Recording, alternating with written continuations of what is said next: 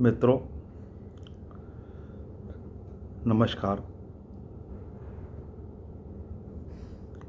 मैं आज से कुछ अपनों मित्रों और सभी लोगों से 2-3 मिनट की बात करना चाहता हूँ और सोचता हूँ कि कुछ न कुछ तो बात होनी ही चाहिए आपस में। अब हम रूबरू बात न करें, लेकिन वीडियो कॉल और ऑडियो कॉल के थ्रू तो हम बात कर सकते हैं, अपनी बात रख सकते हैं। दोस्तों, इस कोरोना काल में पूरी दुनिया को, लोगों को, हर आदमी को, ज्ञानी को, अज्ञानी को प्रकृति ने, भगवान ने सब कुछ सिखा दिया है, समझा दिया है। जीवन, मृत्यु, समय, असमय, सारी चीज़ों का अच्छा ज्ञान लोगों को मिल चुका है और इतना ज्ञान बढ़ रहा है कि अब तो ज्ञान लेने में या सुनने में भी, ज्ञान लेने और सुनने में भी ऐसा लगता है कि क्या फालतू बातें हैं। किंतु मैंने सोचा कि कुछ न कुछ तो बात की जाए। पहले मैंने एक गीता पर अपने विचारों की श्रृंखला शुरू की थी।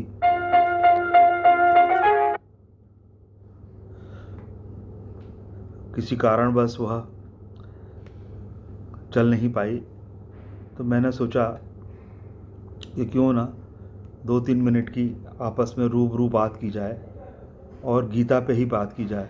मित्रों, यह तो सर्वनिश्चित है कि हमें हमारा जीवन किसी प्रभु के द्वारा दिया गया है और प्रभु के नियम, जीवन के नियम, प्रकृति के नियम के हिसाब से ही हमें अपना जीवन यापन करना है और जीवन जीना है। नियम के बिना तो कोई भी चीज़ नहीं चलती। तो मैंने सोचा कि क्यों ना आज से सिर्फ गीता का, जो कि हमारी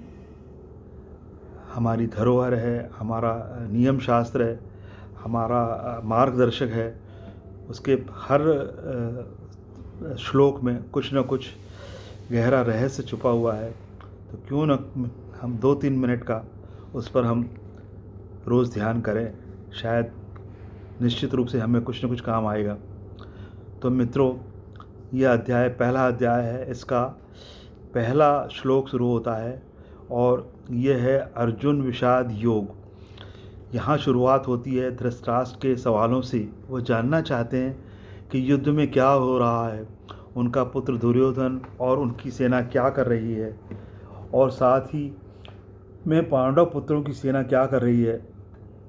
उसके बाद दोनों सेनाओं के सूरवीर और सेनाओं का वर्णन, और उसके बाद आता है अर्जुन विषाद योग। इसका मतलब है उनके दुख की समस्या। आइए सुनते हैं अर्जुन विषाद योग। पहला श्लोक है, धर्म क्षेत्रे कुरुक्षेत्रे समवेता युवत्सव माम का पांडवाश्चय किम कर्तव्य संजय। अर्थात धृतराष्ट्र संजय से पूछते हैं, धर्मभूमि कुरुक्षेत्र में युद्ध करने के लिए एकत्रित हुए मेरे और पांडु पुत्र क्या कर रहे हैं। धृतराष्ट्र जानना चाहते हैं कि युद्ध स्थल पर आखिर हो क्या रहा है। धृतराष्ट्र अंधे थे, देख नहीं सकते थे, लेकिन आँखों से अंधे थे, लेकिन मन और मस्तिष्क से नहीं, क्योंकि उन्हें पता था कि धर्म के साथ नहीं, क्योंकि धर्म तो वहाँ होता है जहाँ श्री कृष्ण थे। अपने पुत्र मोह में उन्होंने शांति की जगह युद्ध को चुना और वो जानते थे कि इस युद्ध को जीतना आसान नहीं होगा। अपनी जीवन में जब हम कुछ गलत करते हैं मित्रों, तो हम भी समझ रहे होते हैं कि दोस्तों शायद हमारे किए का नतीजा शायद अच्छा ना हो, और ऐसा ही धृतराष्ट्र के साथ हुआ। वह भी डर में और इसी आशंका में दिखते हैं। धन्यवाद।